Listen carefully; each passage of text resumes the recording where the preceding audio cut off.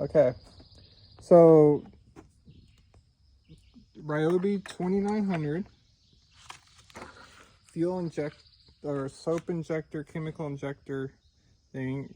I have the outside O-ring, and there's the internal O-ring. If you see in there, I pushed it in there. Make sure it's flush, and you'll figure it out when you get in there. And then the ball, and then the spring, and then this one uses a 13 millimeter. I'm gonna lay it down sideways so I can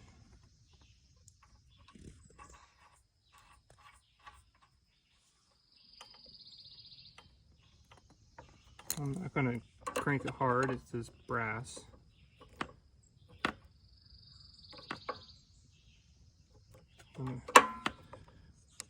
And tiny like that. There's an O-ring on it, so it should be fine.